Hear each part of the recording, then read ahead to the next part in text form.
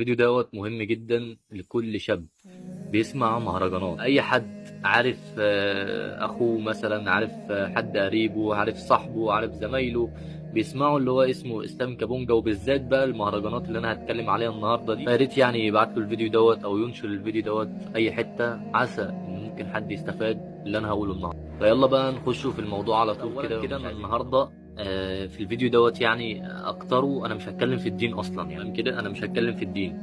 انا جاي اتكلم النهارده على دراسات علميه بحت عن الموسيقى، وبعد كده بقى هنشوف ايه، هنتكلم في الدين ولا لا. اولا كده يا صاحبي، علماء الاعصاب اكتشفوا ان المزيكا اللي فيها ايقاع متكرر اثر على مركز المكافأة في الدماغ اللي بيطلع مادة اسمها الدوبامين. دي بقى عشان نكونوا فاهمين بقى، دي المادة اللي بتطلع من المخدرات ومن الإدمان. هي بقى المزيكا اللي فيها إيقاع متكرر. قال لك بقى إن المزيكا ديت ألا وهي المهرجانات. ممكن تخش بقى معاها الراب والكلام ده كله، بس أنا النهاردة أنا بتكلم على المهرجانات. كل مرة بتسمع مهرجان واحد بس اسمك بياخد جرعة مزيفة من السعادة، بس بعدها بقى بتلاقي ايه؟ بتلاقي فراغ، بتلاقي توتر، بتلاقي حزن مش مفهوم اصلا هو ليه. بس مجرد ما المهرجان الاول بس بيفصل، انت اخدت الجرعة اللي هي المزيفة من السعادة، فخلاص خلصت الجرعة دي. بالتالي بتحس بكل اللي احنا قلنا عليه دوت، زي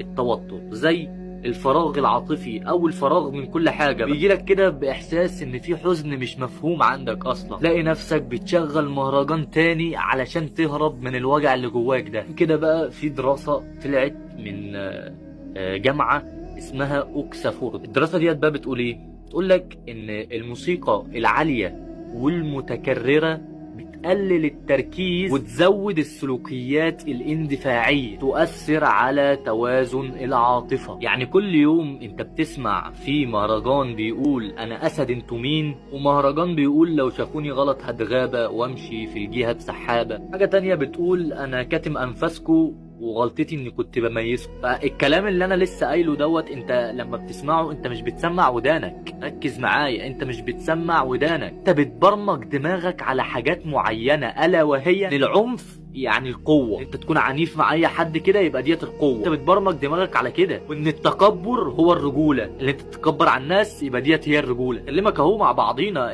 المهرجانات ديت معناها كده. وان الدين دوت حاجة على المزاج كده، اي حد يختار، واللي مش عايز خلاص ما يختارش. فالموضوع مش بس في الصوت العالي والدبة والكلام ده كله، لا، المصيبة انك بتدخل المعاني دي كل يوم دماغك. كل يوم بتصحى من النوم بتسمع حاجة زي ديت، انت كل يوم بتبرمج دماغك على المعاني دي. كده يعني ربنا يهدي الجميع يا رب العالمين. بس انا عايز اقول حاجه، انت لو شغلت عقلك مش هتلاقي فن. تعرف هتلاقي ايه؟ تلاقيه بيعلمك تتكبر ازاي، ادي اول حاجه. هتلاقيه بيغرس فيك من جواك ان انت كبير الناس، اللي انت فوق الناس، يديك احساس من الكبرياء غير طبيعي لما بتسمع مهرجانات. وايه بقى وانت انت بتسمع المهرجانات حاسس ان مفيش حد قدك، بيخليك تشوف الغلط هو الصح في الزمن ده. بس يعني انا عايز اقول لك، بس العلم علميا والدراسات والعلم بص بيقول لك ايه على الموسيقى دي. بتقول لك اللي هي بتأثر على حالتك النفسية، بتقول لك اللي هي بتأثر على تركيزك، بتقول لك اللي هي بتأثر على سلوكك، بتقول لك ان الموسيقى ديت مش بريئة، مش حاجة بتسمعها كده وخلاص. بص بقى